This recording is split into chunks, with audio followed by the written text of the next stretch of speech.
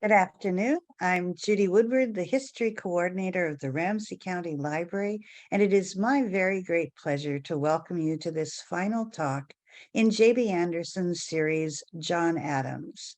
Today, JB will be talking about Adams as president and diplomat. This is a slight departure from the original title, but JB had to change the schedule somewhat to accommodate his extra material. Today's speaker, historian J.B. Andersen, has long been a very popular speaker at our history programs. His ongoing series on the U.S. presidents are some of the best-known programs in our area. JB's appearance today is made possible through the co-sponsorship of the Osher Lifelong Learning Institute of the University of Minnesota, with financial support from the Ramsey County Library Friends. We are deeply grateful to both these organizations. And now I'd like to turn things over to our speaker, J.B. Andersen, for this talk on John Adams as president and diplomat. Thank you. Thank you, Judy. Last week I had started the Adams presidency, and I'll finish it today. I think it's about 60 more slides or so, and then I'll add a section on Adams as a diplomat. There was an expression last week of interest in that.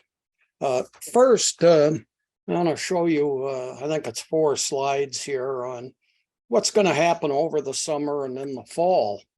First of all, fall quarter, which will start late in September, maybe early October of 2023. I'll be doing Thomas Jefferson. I have a lot of slides on Jefferson. It'll take 2 quarters. I think I've got about 1,060 slides or so. And it'll run into fall of 2023 and winter of 2024. And this summer, I'll talk to a lot of people. We might remain online, might be in person only, or we might be hybrid, able to do both. So hope to see you again in 4 months. Every Monday, even when class is not in session all year long, unless it's a holiday falls on a Monday, there's a group of us that eat for lunch.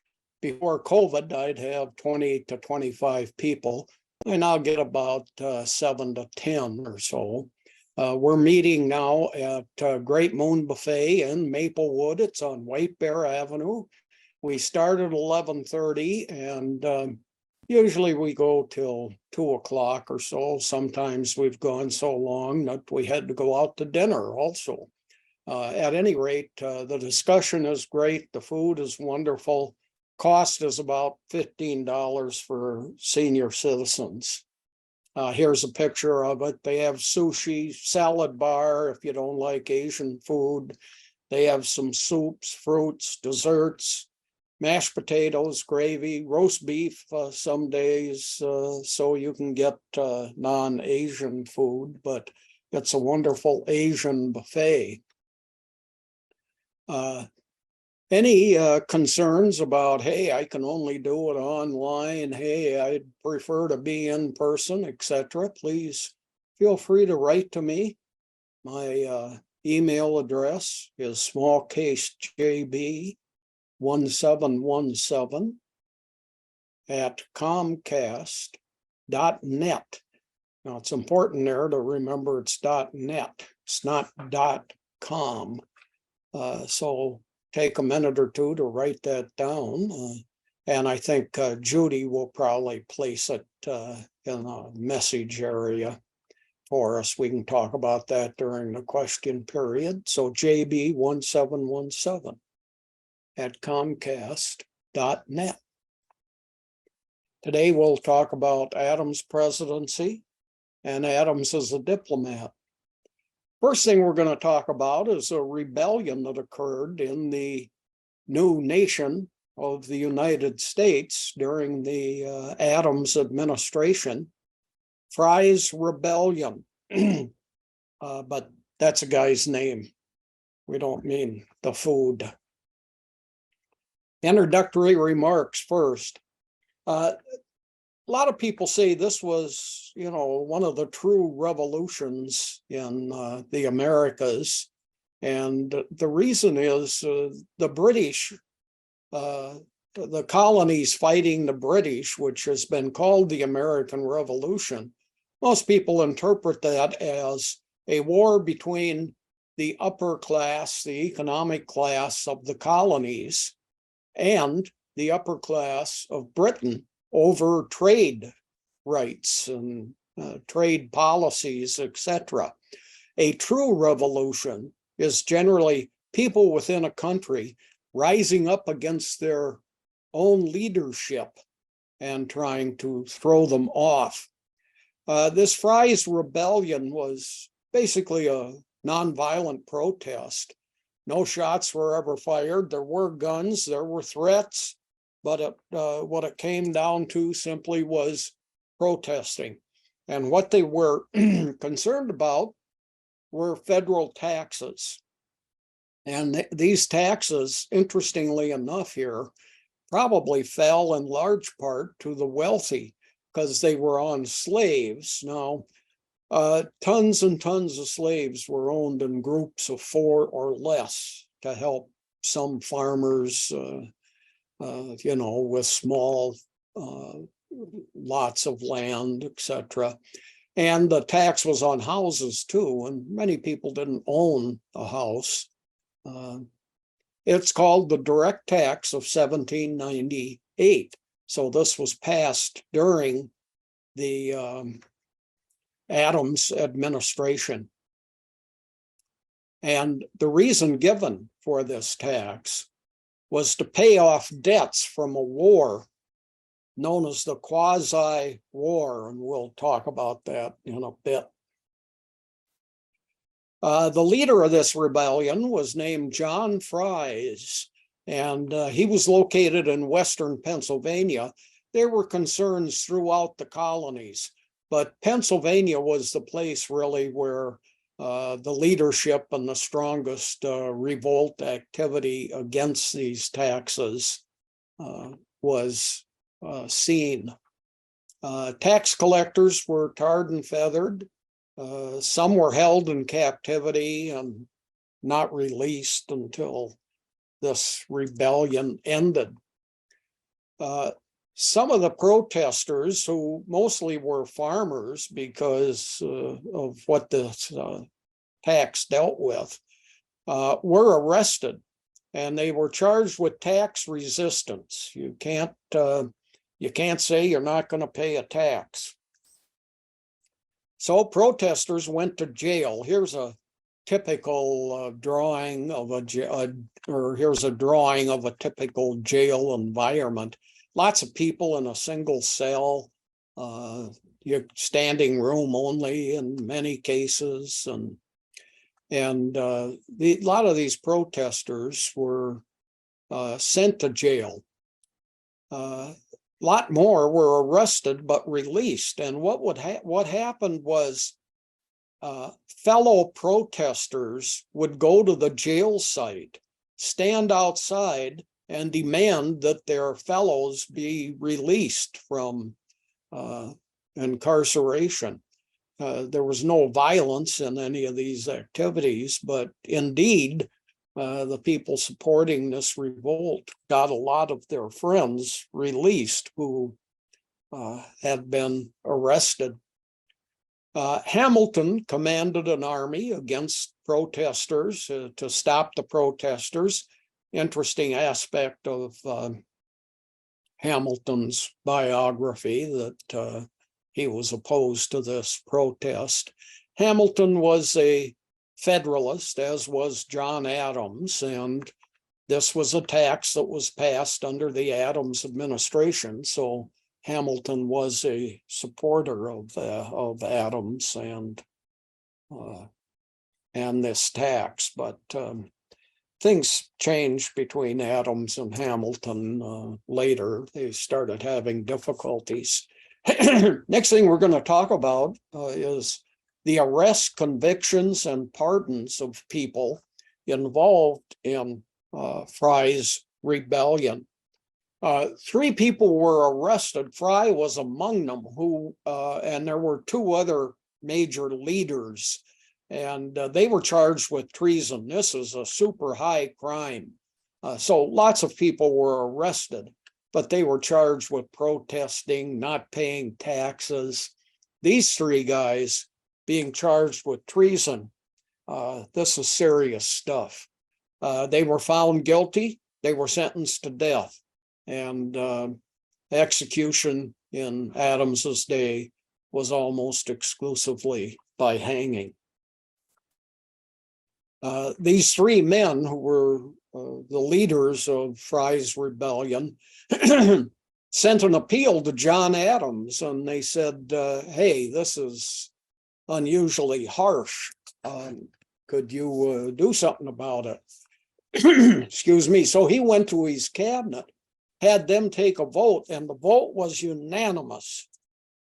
Hang 'em high. There's Clint Eastwood supporting that notion. Adams disagreed. He pardoned all 3 of them. Here's another pardon that other presidents have done, Ronald Reagan and Donald Trump, and many presidents before, during, or between, and after these 2 guys, pardoning a turkey at Thanksgiving. Adams gave 4 reasons for the pardons. First of all, it was a protest, and it was nonviolent, and that is not treason. Now, you can compare that to the January 6th protests, which actually led to property destruction. Several people did die, many were injured. Fry's rebellion was nonviolent. This January 6th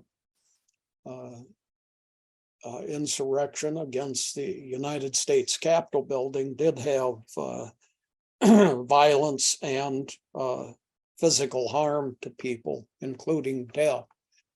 A second reason that Adams gave is most of the people involved in this and the fact that it was a tax were very poor people, and it affected them greatly.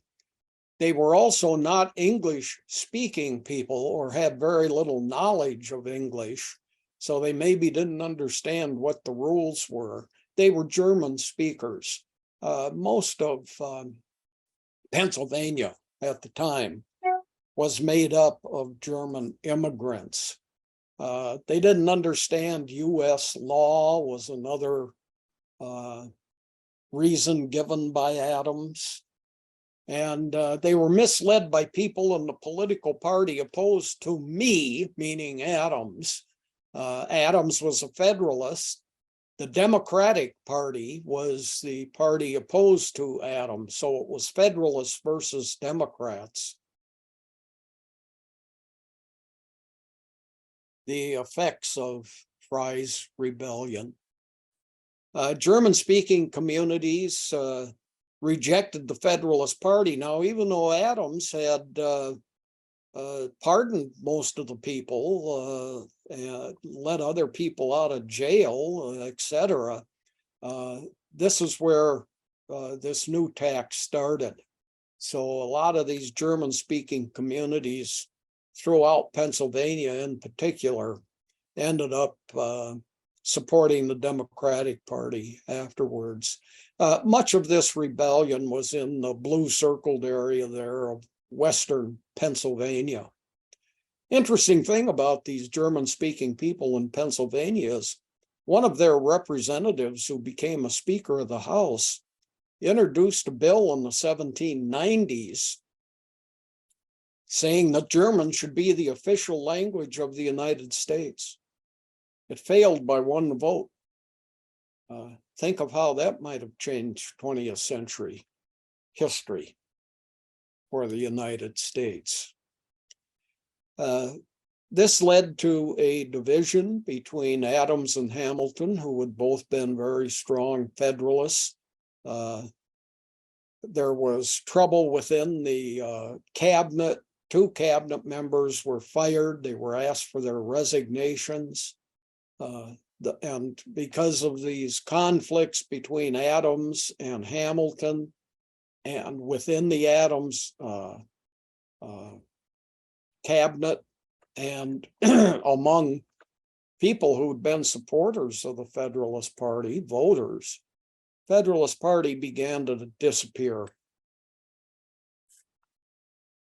Let's talk about legislation during the John Adams presidency.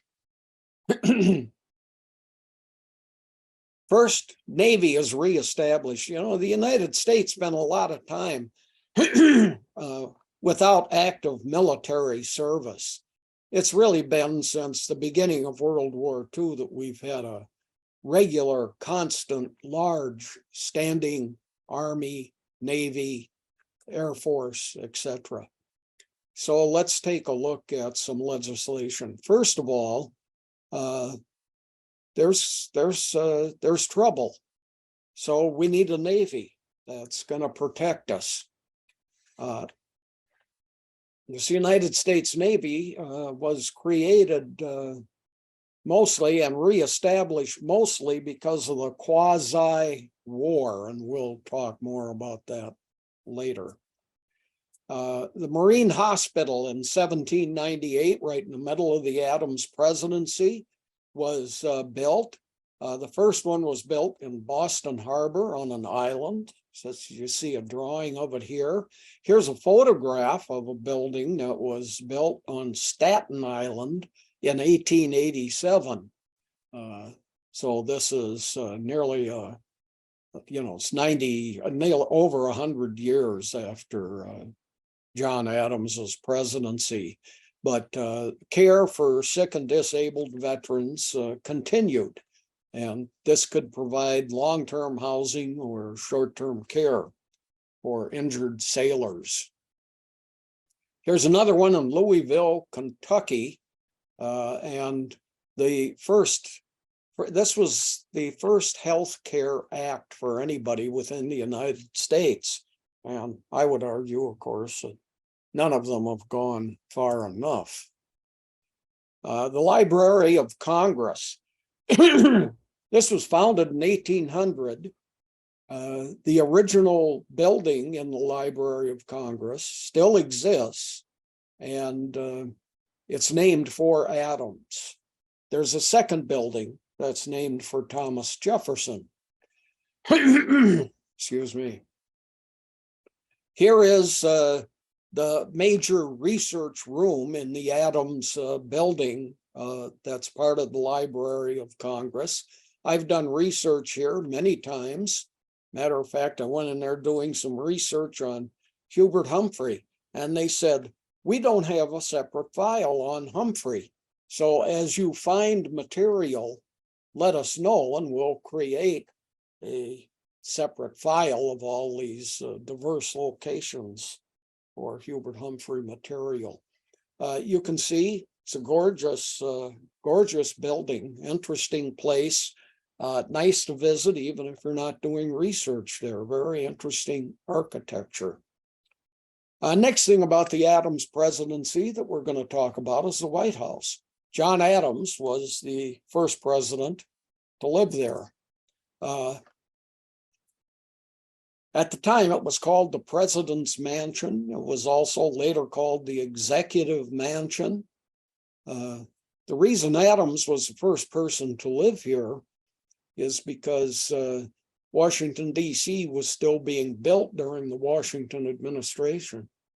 George Washington took the oath of office in New York City, and he stood on a balcony with a wrought iron gate around it.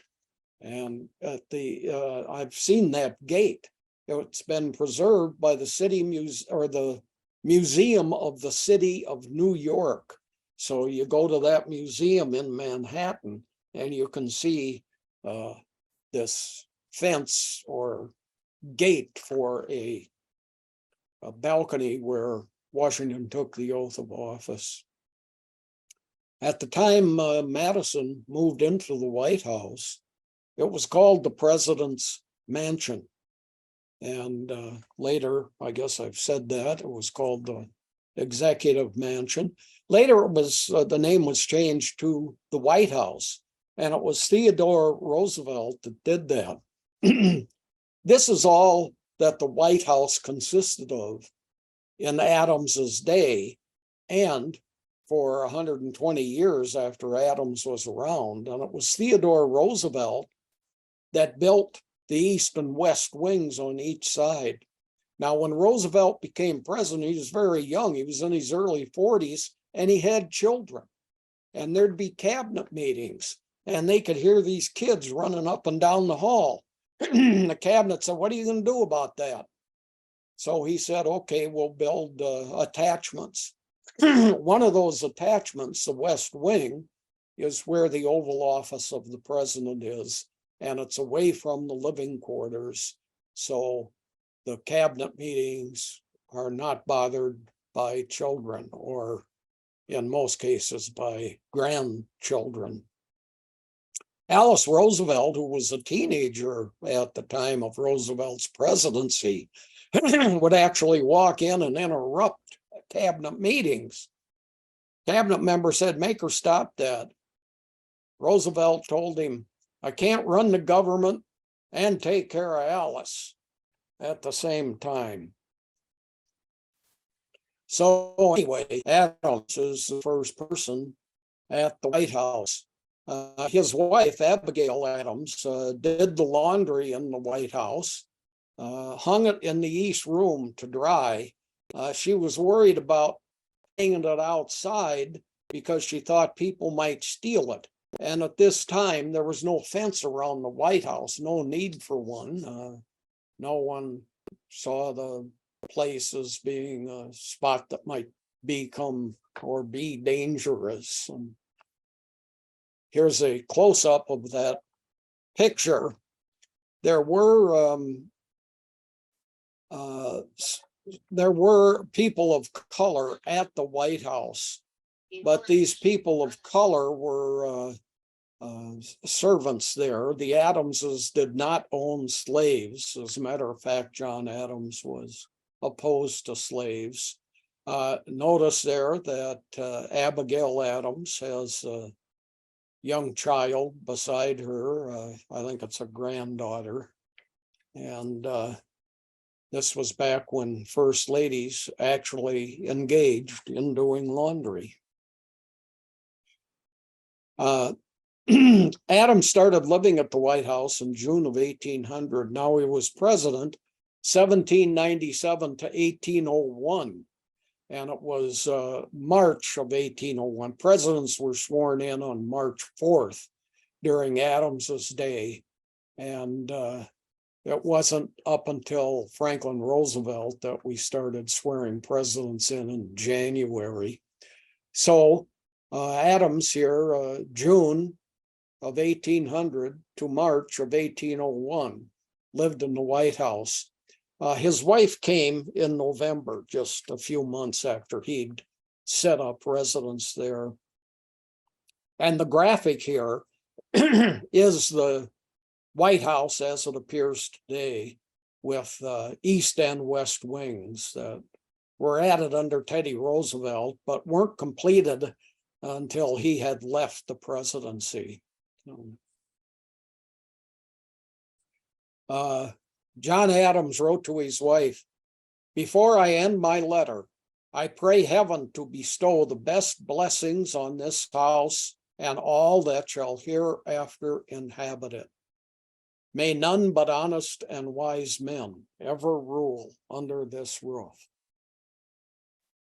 That hasn't worked out as hoped.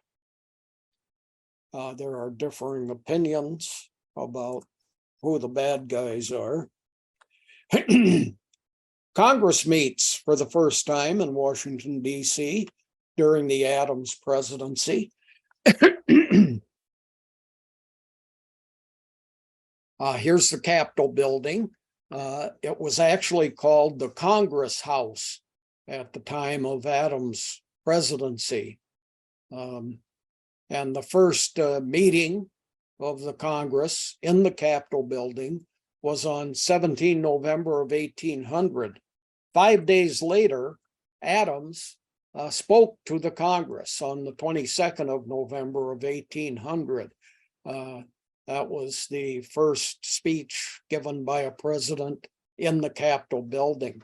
And interesting, November 22nd, 163 years later, that's the day of the Kennedy assassination. Adams spoke the State of the Union address. He went there, delivered a speech before Congress. That was the last delivery of a State of the Union message verbally for 113 years. Woodrow Wilson started it up again. All the presidents between Adams and Woodrow Wilson wrote up the State of the Union and delivered it written to Congress. They didn't speak it. The reason? Thomas Jefferson had a stutter. He didn't give speeches, and he didn't want to give a speech to Congress, so he just sent them a document. Next thing we're going to talk about, that takes care of Adams in that category. We're going to talk about Adams as a diplomat. We've finished the section there on Adams as president and the major things that occurred during his presidency. So the first big diplomatic effort that Adams was involved in was a peace conference, and it was between Britain and the United States, and it was an attempt to avoid the American Revolution. Now here's New York City, and you can see there's Bronx, Manhattan, Queens. This brown part is the JFK airport. It's part of Queens. Brooklyn, and there's Staten Island. And that's where this meeting occurred. The people involved in the meeting, first, the British representatives. They had a single representative. He was in the hierarchy of Britain, he was a lord, and in the Navy, an admiral. So he's British Lord Admiral Richard Howe, pictured here, and he called this conference. You've issued a Declaration of Independence, let's talk. So he was hoping for a resolution of that issue, and that was his assignment from the British government. The colonies sent 3 people to talk to him. Benjamin Franklin, who you're all familiar with, John Adams, who you're also familiar with. Now, let's see, this is before the Adams presidency. This meeting is in September of 1776. We're talking about diplomacy now. And the third member who I pictured here is Edward Rutledge. Most people have never heard of him or seen him, but he's a founding father and was accompanied by Adams and Franklin to go to this conference with British Admiral Howe, hoping to avoid warfare. Howe announced he'd only meet with people who said, I'm a British subject and I like it. If you don't declare yourself as a British subject, don't bother to come and talk to me. John Adams wrote to him, your lordship may consider me in what light you please, but never as a British subject. Well, they met anyway. Howe made a list. He got kind of angry at Adams about this. Made a list of people who were difficult. And if there was going to be a war when Britain won it, these people would not be pardoned by Howe. You're going to have to face the death penalty or time in prison or whatever. But I got a list. John Adams is on it due to that remark. Here's a political cartoon from the 1970s. Nixon had a list too. It was known as Nixon's enemies list. and it had several names on it, including some journalists and some political foes. Here we are, see, I'm relating something from the past to nearly the present day anyway, at least within our lifetimes. Okay, the meeting that occurred at this on Staten Island. Let's take a look at that. Two items were discussed. Independence, the representatives from the colonies asked for independence. They said, Admiral Howe, we don't want to be a part of Britain. Let us secede. And Howe said, I'm a military guy. I don't have the power, the authority to grant you that. So there was no advancement on that issue. Second issue was the Prohibitory Act, which had been passed by the British. And the British on this act stopped all trade with what was now being called the United States, or what they called their colonies in the Americas. So the colonial representatives here, or the United States representatives, these three men speaking with Howe, asked that this act be stopped. We want trade to resume. And Howe replied, okay, we'll do that on one condition. You have to make fixed payments, like a monthly payment to Britain. Then we'll start trading with you again. Well, the three US representatives didn't like that. So there was no agreement come to with this situation either. Here's a drawing of the three Americans meeting with Admiral Howe and a secretary of his seated behind him there, that on the right, that's was not a part of the negotiations. Meeting lasted 3 hours. Benjamin Franklin was 70 years old. I hope they let him sit down. The house where it was held. Let's take a look at that. This is the Christopher Billop House. Christopher Billop was a loyalist. Now that's somebody who, even though they're living in the colonies, they're in the Americas, they did not like this movement toward independence. So he was a loyalist to Britain. No, stop all this angry talk. And he said, you can come and meet at my house. And here's the house. Today it's a museum for this Staten Island conference. Here again is a map of New York City. And you can see here's Staten Island. The Billop House is way down here on the south end of Staten Island. Today, Staten Island is most famous as the place where Pete Davidson of Saturday Night Live grew up. Now look at all the dots on this map, just out of interest. I thought it was a nice map, but all the dots on this map are colleges and universities in New York City. And you can see, I mean, Queens has 4. Look at Manhattan. Well, it's just loaded with higher education facilities. This is part of the Billop property, the house where this Staten Island conference took place. And you can see there's quite a spectacular overlook out into upper New York Bay, part of the Atlantic Ocean. So it's an interesting spot to visit, and it has lots of interesting historic stuff. Here's a couple photos of the interior of the house. Extremely large fireplace. That's what people had in those days.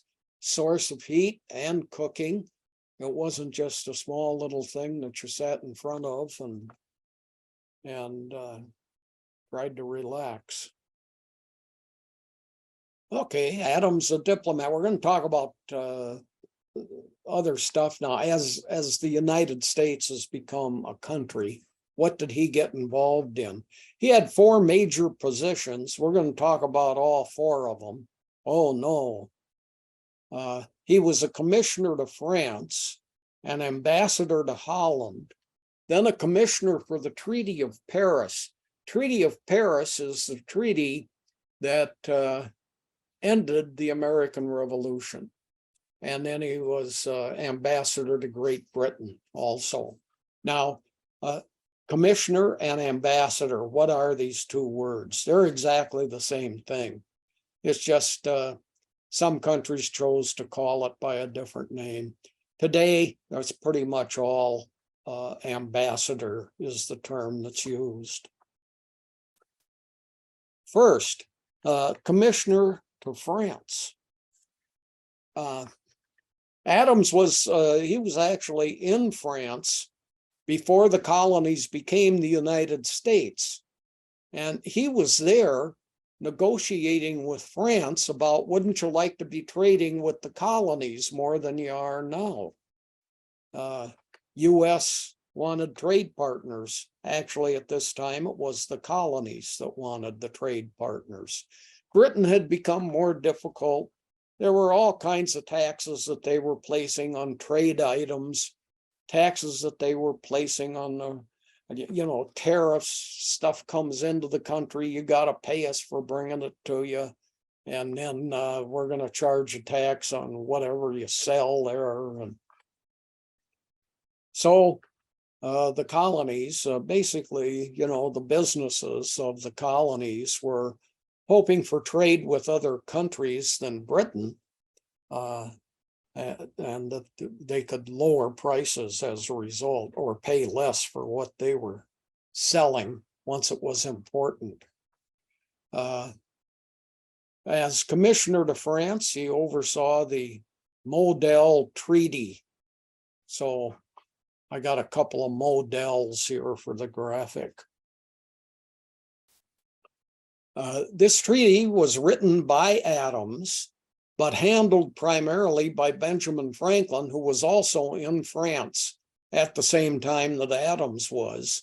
And this treaty was brought to fruition in 1776. So it's right at the time that the Declaration of Independence is in the process. This treaty had 5 major provisions. All ports will be free and open. So the United States can land in any French port that it wants, or any French port that is out away from France, that's a colony of France. And France, you may use any ports in the colonies, or what would very soon become the United States. So all ports free and open to both nations. All goods can enter, no duties. There'll be no taxes on goods and no tariffs, which basically is a tax on imported goods. And once it's in the country, they agree to no taxation for people who were selling it. Other neutral nations, nations not at war, or nations having difficulty with France or with the colonies or the burgeoning United States, these other neutral countries, they can become a part of this treaty. They can use our ports, and they can trade in goods also. So both France and the colonies are opening themselves up to any nation that wants, may become a part of this Model Treaty. So they did make a list of contraband items, things that were prohibited and could not be traded. I looked for such a list, but could not find it. But frequently, these contraband items, or items that are prohibited in trade, are things that one or the other of the countries wants exclusive rights of some kind to. And fifth, weapons can be supplied to the colonies, which would soon become the United States. It's what they called themselves after the Declaration of Independence. This does not mean you have to support us militarily, but it does mean that we would like you to sell us weaponry. Treaty was approved in 1778, a couple of years after the Declaration of Independence. And the graphic here shows a clipboard. Thought that was kind of interesting approval, but clipboards didn't exist in the 1770s. Wasn't invented till 1908. And the sturdy clipboard, like we see many people using nowadays, George Henry Hansman was the man that invented that. As commissioner to France, Adams was also heavily involved, responsible for the Treaty of Amity and Commerce. Amity means we're pals now. And of course, commerce is economic. So we're going to be friends and we're going to deal with each other with goods and services. This treaty between France and the US, France recognizes the United States as a separate and independent nation, no longer a part of Great Britain. There were lots of trade items that could be traded between the countries. Use of ports was declared again. So you got two treaties now saying, yeah, that's okay, use each other's ports. Ships that were stolen. US ship is stolen, a French ship is stolen.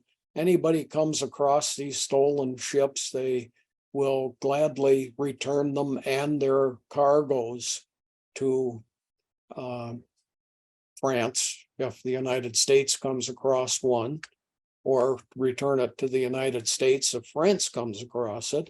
And of course, it was Britain that was seizing these ships, and frequently the ships could be taken over once they're found and it's realized they belong to another country. And the cargo that's on board those ships must be returned also. And we're going to do some fishing rights in areas that we control. So you have a right to go fishing. And we'll talk about that a little bit more here later. Spain was a silent partner in the treaty. England didn't know about it. Neither did anyone else except France and the United States. So Spain wanted to be a part of this treaty where they could trade goods with the US and with France and so on. And they indeed did sign this treaty, but silently and without the knowledge of anyone except the United States or France. Commissioner to France, another treaty known as the Treaty of Alliance. Three major points on this Treaty of Alliance. If France goes to war with Britain, then France can join the US in its fight against Britain. So France is at a point where they're saying, golly, if we go to war on your side, that means we'll be basically declaring war on Britain also. And, they were uncertain they wanted to do that. But as it turned out, France and Britain did come to warfare together. France ended up being the major supporter of the United States, brought lots of ships over here Lafayette was a major advisor to U.S. forces, famous French general. Secondly, land distribution. Any land in North America that was taken from the British, when the war's over, the United States gets it. Okay, France, now you're helping us out. Any British islands in North America, you get. Jamaica's a really big one, but there were several British islands in the Caribbean. The United States is saying, if we defeat Britain, you get those islands. And anything in North America that belongs to France. Major area, of course, is what became the Louisiana Territory, and Quebec in Canada was French. So any of these lands in North America, when this war is over, that you currently own, they'll stay with you. You get to continue to own them. Third major point, any nation injured by Britain, who both France and the United States are at war with, may join this treaty, become a part of us against Britain. Next major thing we're going to talk about is Adams in Holland. He became ambassador to Holland. Holland was a republic, like the United States, so the United States really liked it. I mean, Holland had elections and a parliament and so on. And Holland then got very interested in the United States also. Here's a picture of the Netherlands. You can see Belgium is the country to the south. Germany is the country to the east of the Netherlands, and you can see it's across the English Channel from England. So Adams went to Holland, but nobody in Holland would meet with him. The war is still going on. Holland was worried if they started meeting with a representative of the US during the American Revolution against Britain, that they would be taking sides, or the British might think they were taking sides. So they wanted to wait till the war was over and see who's the winner here.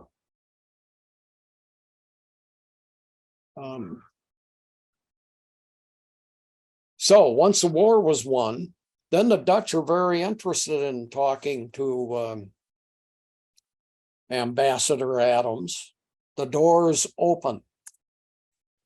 Netherlands accepted him as U.S. ambassador. This was an official recognition, and it led to the Dutch-American Friendship Day. And Dutch citizens support the U.S. was part of this effort. And Dutch government, not so much at the time. So there was a lot of popular support for the United States. As a result of that, the Netherlands recognized Adams. But the Dutch government was still reluctant. The leadership was. Adams bought a house in the Netherlands when he was accepted as advisor. Now, it was really the United States Confederacy from 1776 up until 1789. The United States was under the Articles of Confederation, which was a loose-knit agreement between 13 colonies or 13 states. So the United States is a confederacy, just as during the Civil War, we had the Confederate States of America. They were loose-knit, no big, powerful federal government, but they agreed to aid each other. Well, here's a marker on the house that Adams bought and lived in for a couple of years when he was ambassador to the Netherlands. This is his home on the right. That's the place where he purchased and lived as ambassador. When he came back to the United States, this was used as the U.S. Embassy in the Netherlands. However, today, there on the left, you can see much more modern, much larger building. That's the U.S. Embassy in the Netherlands today. So Adams arranged two major items with Holland. The United States needed a loan. We had war debts. We were now responsible for our own economy. We needed to set up trade that had been cut off with Britain. So the Dutch say, we'll give you 5 million guilders. 2020 US currency by inflation, that's about $500 million, $500 million, a lot of money. By comparison, however, US military budget per hour in 2023 is $576 million per hour. So it's the amount of money we spend on the military today in an hour. There's a Dutch coin, is the graphic there. A trade agreement was arranged between Holland and the United States. Next becomes a commissioner at the Treaty of Paris. The United States wins the war against Britain. Thank you, France. It was French ships mostly that blockaded English troops and forced the surrender of the British. War was over. That all happened in 1781. Treaty of Paris now is happening in 1783, and it's the agreement between the United States and Britain. Ended the war with Britain. The committee that met for this Treaty of Paris for the Americans were John Adams, Benjamin Franklin, and John Jay. John Jay would be appointed the first Chief Justice of the United States Supreme Court by Washington. And he is also a founding father. The British had a single representative, name was Richard Oswald. Here's a close-up of this commemorative stamp of one of the meetings between the three US and the single British representatives. And it's labeled Treaty of Paris, 1783. Countries that favored peace between the US and Britain were the United States and Britain, France, and the Netherlands.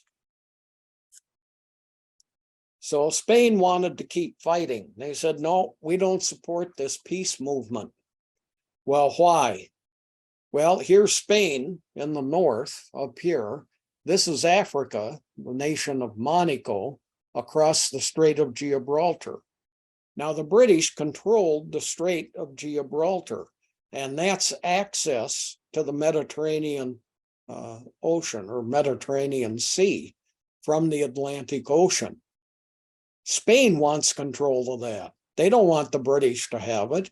Keep fighting until we get to a situation where we, Spain, can declare that we own the Strait of Gibraltar.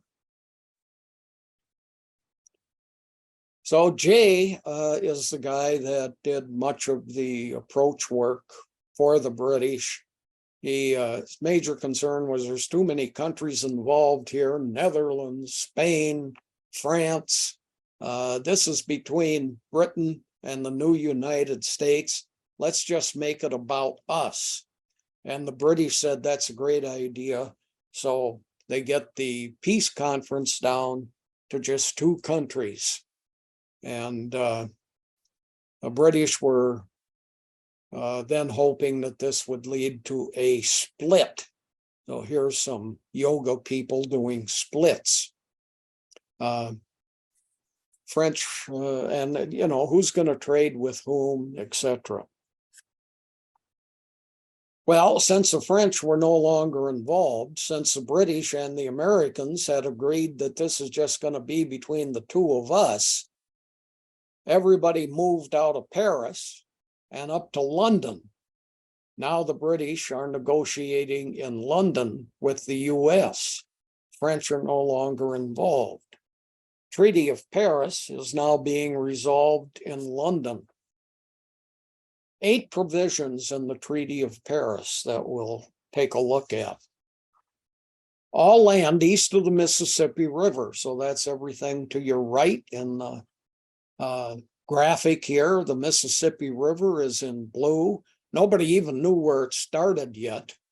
But all that land east of the Mississippi River is now owned by the United States Confederation. So this is a huge addition of property. Mississippi River, according to this Treaty of Paris, is open to both the British and the United States. They can sail it, do anything they want on it, etc. Almost anything they want. But the concern here for the British was fur trade, and they were also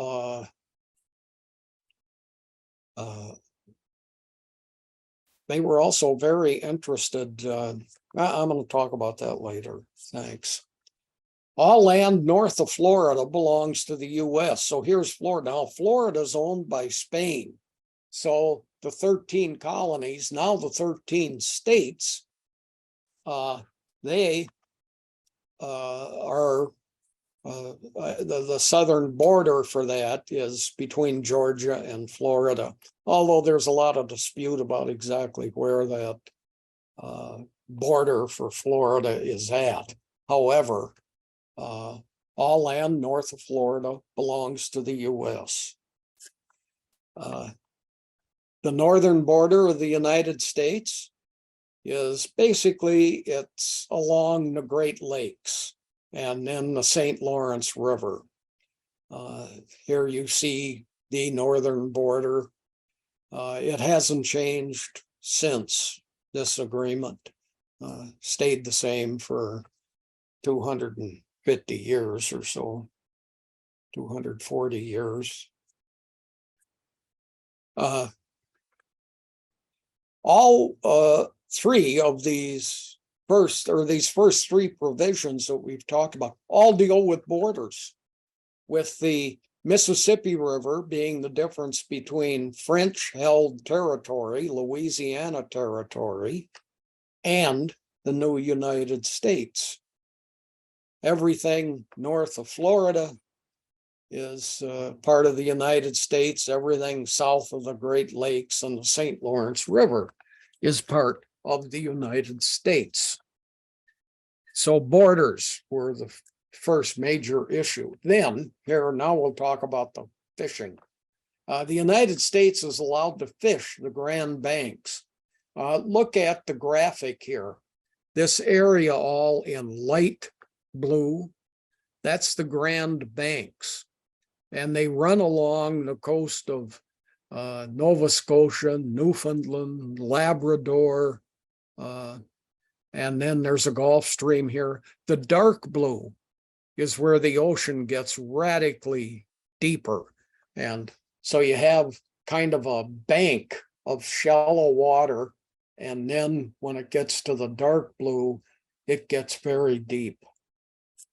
As a matter of fact, the Grand Banks are 50 to 300 feet deep. That's pretty shallow for the ocean.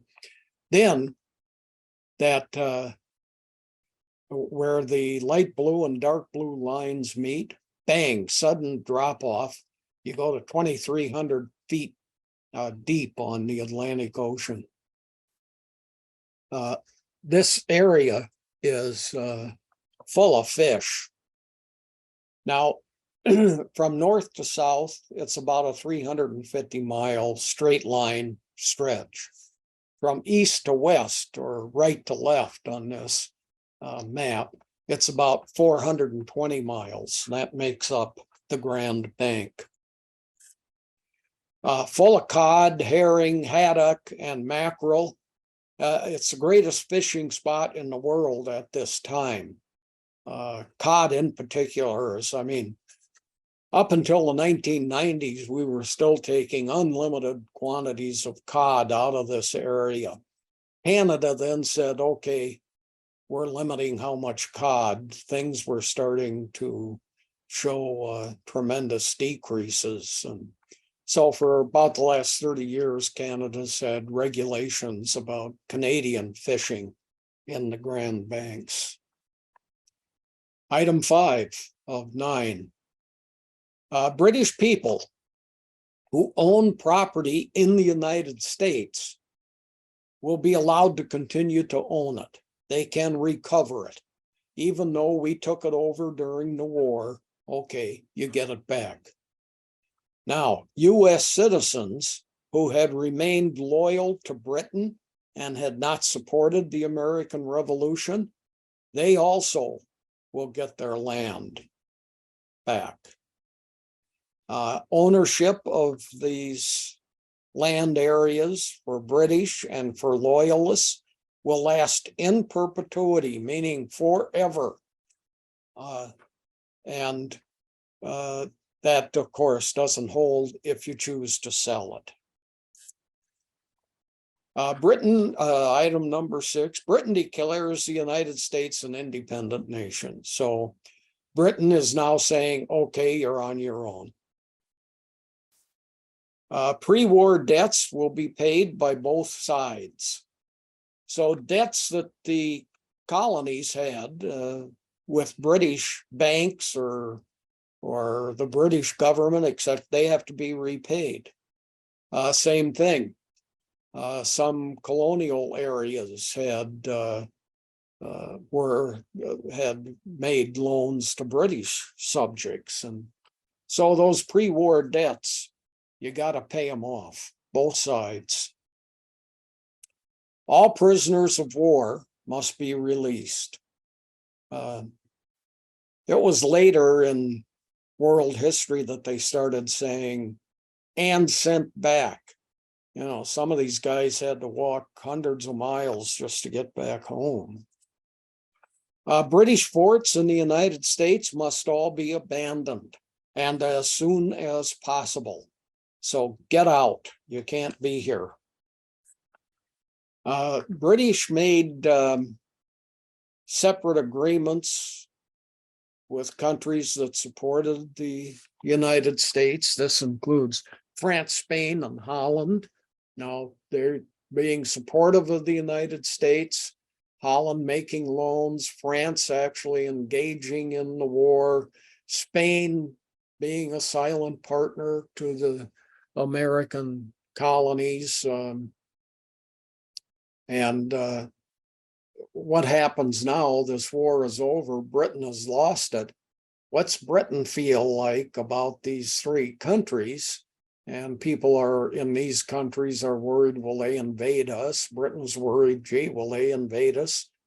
Spain in particular wants the Strait of Gibraltar, so on. So separate agreements were arrived at. Peace was established between these European countries. Adams becomes the commissioner for the Treaty of Paris, as we've seen here.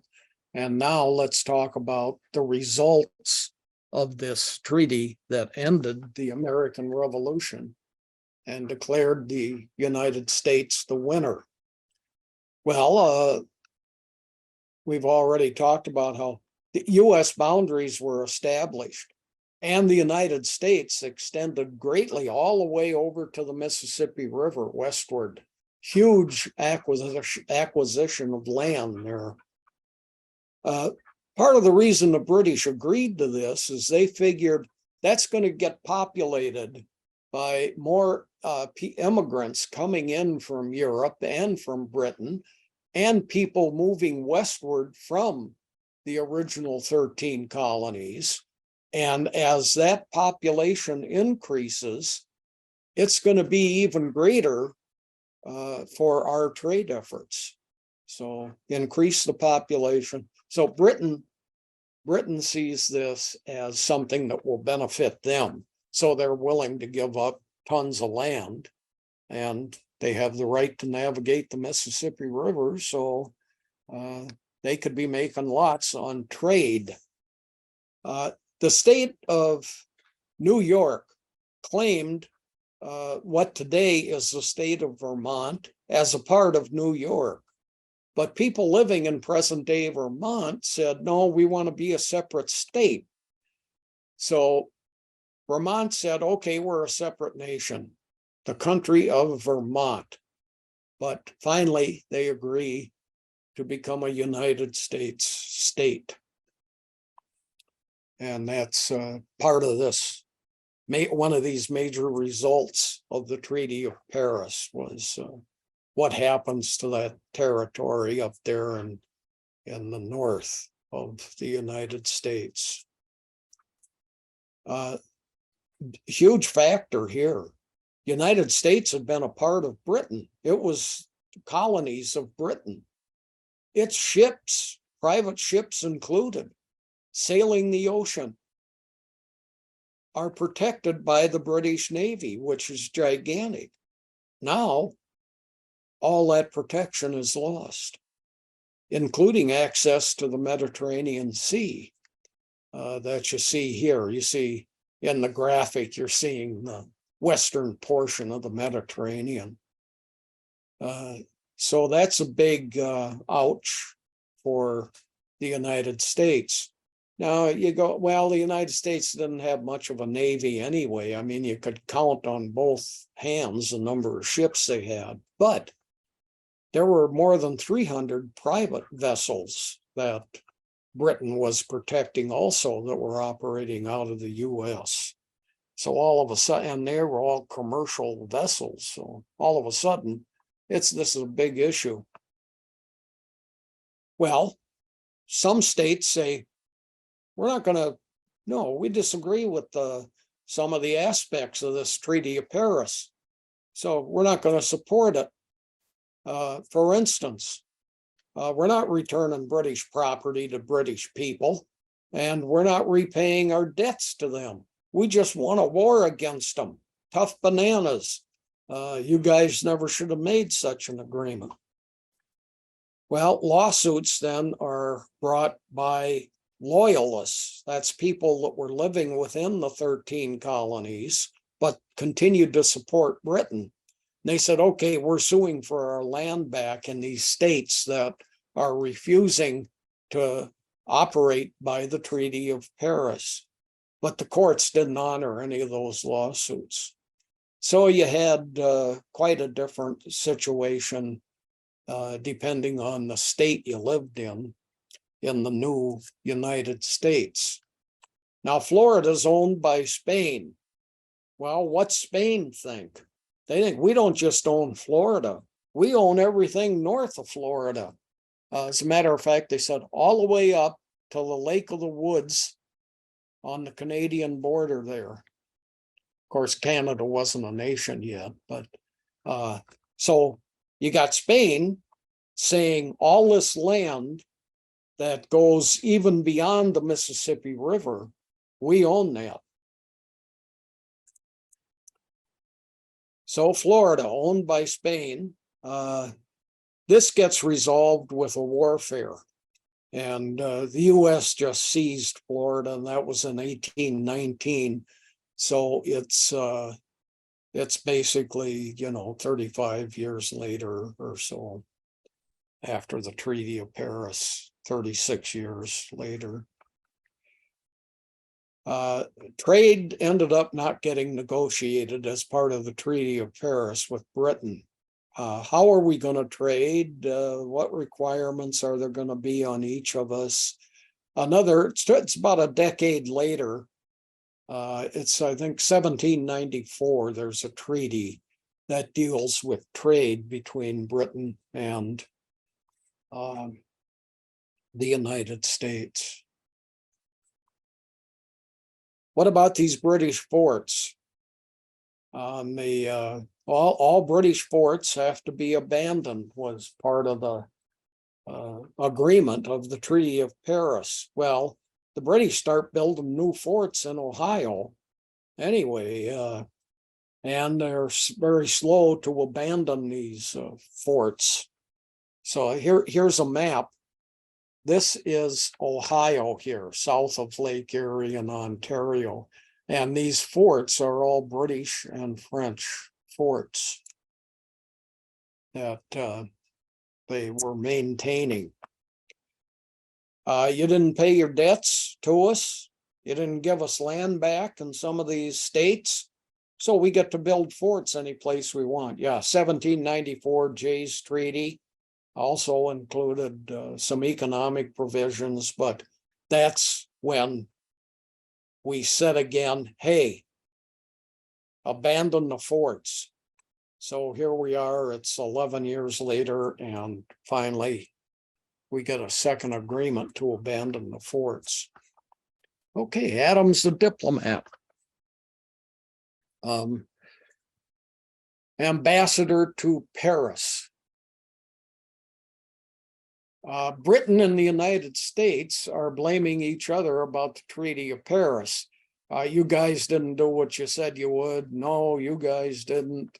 Hence, not a great deal got done. Adams is in England. They don't even want to talk to him. When he got there, King George III said hello. And when he left, King George III had an audience with him and said goodbye. Adams stated, here's some statements that Adams made. He said, King George III, his statements went very well. He's a pleasant guy. And he promised good relations with us.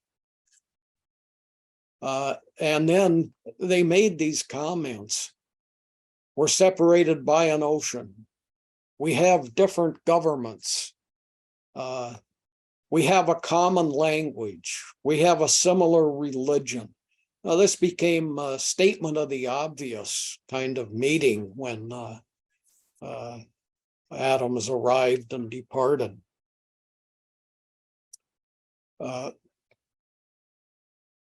George III said to Adams, he said, I'm the last person to agree with this treaty. I'm hoping that we can have good relations, however, but I don't like the separation, even though the politicians do. Then King George stated that he heard Adams did not support the French.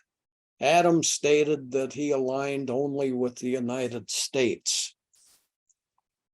Adams reported he was followed by the king's men the entire time he was in Britain. There were people following him. At the departure meeting, George III said, I'll support the treaty. I'll support its obligations. And that's the end of that. Now, I have some additional slides, very few, on the death of Washington. Are there very many questions, Judy, or can I do another 3-4 minutes? I think you could do another few minutes. You meant the death of Adams, right? Slides on the death of, yeah, I think you just misspoke there. We do have one question, but I think we've got time to do both. Okay, let me continue. Great. Okay, Adams's death. This is an incredible coincidence. Adams died on July the 4th of 1826. It was the 50th anniversary of the Declaration of Independence, which he signed. Now, another amazing part of this is Thomas Jefferson died on the same day in the same year, July the 4th, 1826. Adams's last words were, "Thomas Jefferson survives." What he didn't know was Jefferson had died just a few hours earlier. Adams's burial is in Quincy, Massachusetts. It's was at one time a small town outside of Boston. It's now a suburb of Boston. This is John Adams and Abigail Adams' tomb, and they're buried in a Unitarian Universalist church. John Adams is one of our presidents who was not a Christian, and he and his son, and also a Unitarian. And I didn't mean to say three. He's one of about 7 presidents that was not a Christian. The first 6 presidents were deists. Deists were people who believed in God, but not the divinity of Christ. 2 exceptions in those first 7 presidents were John Adams and John Quincy Adams, who were Unitarians, not deists, but they were God believers, but not in the divinity of Christ. Also buried at this church in Quincy are Louisa Adams, who is the wife of John Quincy Adams. And Adams memorials. This is the John Quincy Adams building at the Library of Congress. We talked about it earlier. I showed you an internal image of the research area. He founded the Library of Congress, and this is the building today. You still go there and do research and look at exhibits, etc. There's a statue in Washington, D.C. that never got built. It was passed by Congress in 2001, but has never been funded. Political philosophy of Adams. Want me to continue a little bit more?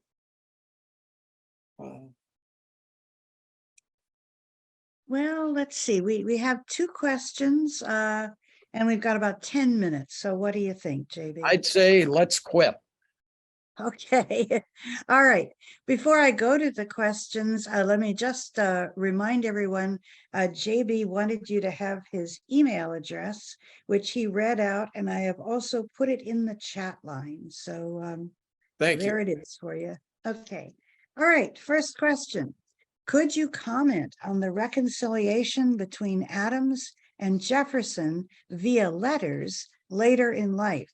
Maybe talk about the relationship altogether, because it was quite a fraught one, right? Yeah, they were political enemies, and they did not get along well at all. They did not communicate at all. Adams went back to the Boston area. Jefferson was in Virginia, and it was another founding father who contacted Adams and said, "Come on, you guys, cut it out." And Adams said, "Okay, I'll write to Jefferson." And over the last 20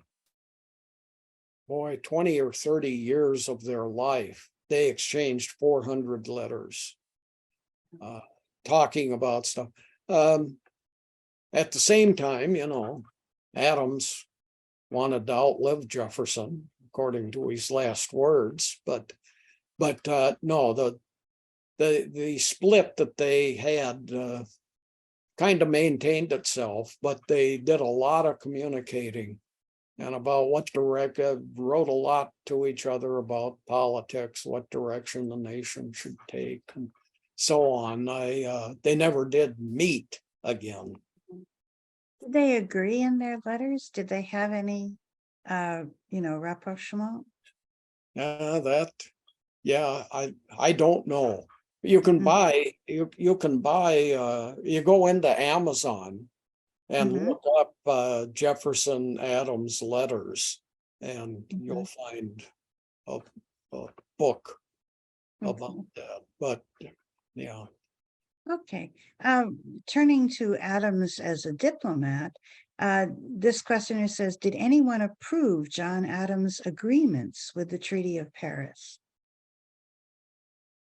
Did anyone agree with it? Oh, Approve oh, John Adams' agreements with the Treaty of Paris. oh, yeah, well, I mean, all treaties were approved by the federal Mhm. government, Okay. no matter how weak it was. Today, Mhm. any treaty the United States makes is it's approved by the Senate. Yeah. Yeah, and under the Articles of Confederation, yes, the Mhm. government of the United States agreed to the Treaty of Paris. Yes, there were people opposed. And Mhm. of course, when I talked about the states that said we're not going to give land back, we're not going to pay debts, etc., that was a Mhm. violation of the Treaty of Paris. So there Mhm. were people opposed to it, and Mhm. yeah. And how effective would you say that Adams was as a diplomat? And the reason I asked that question is from all I've heard, he was a kind of a short-tempered, irascible, slightly thin-skinned personality, maybe not what you'd consider an ideal diplomat. So how good was he at that? Yeah, he was standoffish. He expected to be Mhm. treated like royalty. Uh, Yeah. as a matter of fact, when they were doing the Treaty of Paris, it's the main reason that Adams wrote the treaty, but Franklin Mhm. did most of the talking. Yeah. It's, Franklin was well liked. Franklin Uh-huh. was seen as a real character. You know, everybody had powdered wigs and fancy kinds of hats and so on. Franklin never powdered his hair, and he wore a special kind of fur hat that was nobody else Mhm. wore. And Mhm. he was just seen as this pleasant old guy. Yeah. And Didn't so, that fur hat of Benjamin Franklin's become a kind of fashion statement among the ladies of Paris, which seems quite unlikely, but yeah, yeah. Also, uh, Adams was very, I don't know how to say this, family loyal. Franklin was a very messing around kind of guy. And yeah. Mhm. and of course the French had no problem with that. And Mhm. so Mhm. Franklin spent a lot of time in France and knew a great many women there. Sure. And that Okay. so that helped him out in the eyes of the French, whereas Adams was very proper about Mhm. like that. Yeah. And another question about Adams as a diplomat. He had a rather modest upbringing, a kind of he was not an aristocrat by birth or even the son of a wealthy man. So, did he learn French? What language did he use when he was a diplomat? The French didn't speak English. I believe French was the language of diplomacy. Could he speak to the people, or did he need a translator? How did that work? Well, I'm not sure. People took languages in this day and age. I Mhm. have a paper that I put together on all the different languages that each president could speak. And it's Mhm. just amazing through the 1800s. Everybody's almost has three or four languages. Then Yeah. we get into the 20th century, people hardly, there are presidents that have none. No, Well, English, right? yeah, well, yeah. Although By in some none, cases you wonder. by none, I mean a foreign language. Yeah. Although we can argue that some don't do English very well, Right. Yeah. but Of the yeah, you mhm, know, but a lot of one of the languages was always classical. mhm. It was Yeah. Latin or Greek or something like that, and I'm not remembering what languages Adams spoke. That's an easy thing to look up on your computer. Just type in John Adams languages, or what foreign languages did he speak, something like that, and you'll get the answer. Okay. Yeah, a lot of times, even today, people are chosen to be ambassadors because they do speak the language. Mhm. But it's very common to not speak the language, and you have a translator, and that's Sure. what people who work at those embassies. A lot of the people in the Middle East now, when we've been talking about leaving, when we were leaving, or when we had lots of troops in the Middle East, a lot of the people that sided with us were Middle Eastern people who spoke English, and they were there as translators. Mhm. So they would sit in with generals and colonels and diplomats that were in these foreign countries. One of the major issues of getting out of the Middle East recently was that we didn't take enough of these people with us. Mhm. Yeah. Okay, and a final question is something I've always wondered about myself. Adams' final statement, Jefferson lives. What was the precise meaning? Was he saying, rats, Jefferson outlives me, or thank God Jefferson still lives? Oh, no, I think it's negative. That's the way virtually everyone Okay. has interpreted it, as Oh, okay. the rat Doggone it, still, Jefferson out right, survived me. the I rat see. still breathes. Oh, boy. Okay. All right. Well, if there are no other questions, then I want to thank everyone, particularly JB Andersen, our speaker. Also, Grayson Simmons, who has been my terrific behind the scenes tech partner for all these sessions. Also, Carmi Blyfus, who has helped with the Ollie end of things. This is the final talk in our series on John Adams, but I'm sure that JB will be back in September or in the fall with more information and starting up again on a look at Thomas Jefferson. But for right now, I'm going to say thank you very much and goodbye.